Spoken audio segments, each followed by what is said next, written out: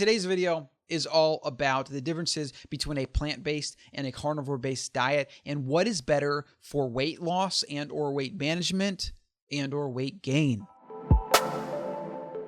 So let's first talk about carbs and insulin. If you eat a 100% carnivore diet, you're eating zero carbs. I mean, there's a little bit of carbs sometimes found in certain animal foods, but I mean, it's basically zero. It's a zero carb diet. If you're eating plants, let's say you're eating plants exclusively, you're eating a mostly carb-based, which could also be said sugar-based because they break down into glucose and or fructose in your body, et cetera, et cetera. You're eating a carb-based diet. Now, if weight loss or even weight management is the goal, let's break this down real quick. Eating carbs have the greatest effect on insulin levels. Insulin is a storage hormone. If you spike insulin, especially on a consistent basis, it comes up and it comes down, you are more likely to gain body fat. That's because this hormone comes up and its job is to say, oh, I have energy. And, oh, hey, you're a hunter-gatherer. And so when you eat energy, it's my job to store it, especially when you're eating carbs, which are very scarce in nature. So I'm going to do my job and shuttle these carbs into your fat cells so that you can survive for later. This is just the basic evolutionary biological mechanism for insulin as it's connected to carb intake. Nobody's talking about it. There's always about like, what's some research or some study, whatever, but we can really look at the basics of biology, certain things that work, that we understand. And that's how we should reason back what is best to eat, why we would want to eat it or not eat it, etc. Too many people try to rely on some study as if we need to answer and solve these things once and for all. But the problem with all research around nutrition is it's always going to prove correlation. We cannot lock humans in a cage and force feed them certain foods or starve them or whatever. You can't do that. And therefore, the active human that lives in our modern world that does all the things it does, whether it's sleep, whether it's smoking, whether it's this, that, whatever, you can ask them what they ate and you can do things and try to track it, but it's never going to prove causation. It's never going to do it. Let's go to the basics and understand what happens with hormones and look at what plants do, plant-based diet, which is primarily carbohydrates. You do have some fat in there. You do have some protein. They are both not very bioavailable. They don't provide all the essential nutrients your body needs, but that's a topic for another day. I'm just talking about fat loss, weight loss, and or weight gain. For fat loss and maintenance, you're not going to want to be in a state of constantly elevated insulin. That's just standard. What about weight gain? This one is interesting. Because if you really wanted to gain weight and you didn't really care if it came with some extra fat storage, I would say that there could be a case to be made, as long as you didn't have certain autoimmune issues and it wasn't going to affect you in other ways, there could be a case to be made to be using certain plants to help you gain fat. Or I would even say gain weight, which some of it will end up being muscle if you're training or whatever. But generally, let's say you had to gain fat for some kind of medical reason and you were malnourished and you had maybe one of those deficiencies where you can't put on fat or something. Like there's people like that do exist. I would say that there could be a case to be made. But the caveat to that would be if you're eating a good amount of animal fats and then you're eating a healthy amount of protein, you probably do the same thing without any of the side effects that plants can bring about. That's a curious question. That's interesting. I think if you really want to gain it fast, you can't really go wrong with insulin spiking plant foods, whether that is something like a white potato or a cassava chip or very fructose heavy fruits like grapes and pears and citrus. I'm actually curious what some of the carnivore experts, like maybe Paul Saladino, the Carnivore MD, I wonder what he would say about this. I know he would talk about the anti-nutrients and things like that and how it attacks your biology. But if we just stripped it away and said that if you wanted to gain fat, there are certain plant foods you should use, I'd be interested to see what his take is on that. I think that still having a carnivore-based diet, but adding certain plant foods strategically, maybe that's white rice. I know it's a grain, but let's just kind of put them all together in the same category. White potatoes, maybe even some sweet potatoes, certain fruits. I could see that working. I could see that being reasonable. The flip side is, though, if you're just interested in weight loss, you wouldn't want to do that at all. So for the very reason that it would be good for gaining fat, it would be bad for trying to prevent fat gain, obviously, right? The reason that I think, other than extreme examples, carnivore-based diet is going to be the best for weight maintenance and weight loss. For fat gain, maybe a case could be made for having some plants. But again, I don't know. Maybe if you just ate a lot of fat, you could have the same effect. It's hard to say. Today's video, look, we're over here, okay? We're talking about what's better, carnivore or plant-based diet for gaining fat or gain. He was trying to talk into it, or gaining muscle, or losing weight. This doesn't normally happen. I'm getting hijacked. My studio is getting hijacked. There you go. Boo boo, boo boo. Boo boo. Okay, back after that interruption from Mr. Darrow. So number 2 is protein and fat. Animals have all the essential protein, amino acids, and fatty acids that your body needs. In the plant kingdom, though, that's not the case.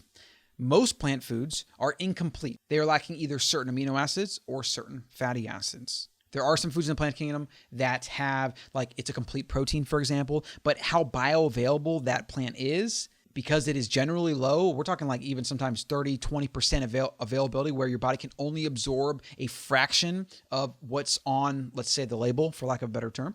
You're not absorbing all that nutrition. And even if you're able to get a good amount out, or a complete amino acid or a complete fatty acid, your body is still not getting, a fraction of what you would if you were eating animals, right? Especially whole animals where you have everything intact versus like something like lean chicken breasts. If you ate a whole chicken compared to like lean chicken breasts, it's night and day what you're getting. Generally, you're going to still get all the essential amino acids, but you're going to be lacking many of the fatty acids if you were to do just lean chicken breasts. If you eat a whole cow, for example, you pretty much have every nutrient that you'd ever need to live as a human right then and there in that whole cow, even vitamin C, which is a hotly debated topic in carnivore right now. If you're trying to maintain weight or lose weight, your body has to be in the best shape it can be. It needs all the nutrition. It needs all the minerals it needs. And a lot of people today that are obese are eating a lot of calories. So they're calorie rich, but nutrient poor. I forget who said it. I believe it was Sean Baker. I'm reading his book right now. He was also on the Ancestral Mind podcast. He, in his book, is stating that he thinks obesity is a form of starvation. And I'm pretty sure that's how he phrases it, where nutrients starved, they're starved of nutrients, but they have more calories than they need. And so they eat more calories to get more nutrition, and it just propels and perpetuates the obese state.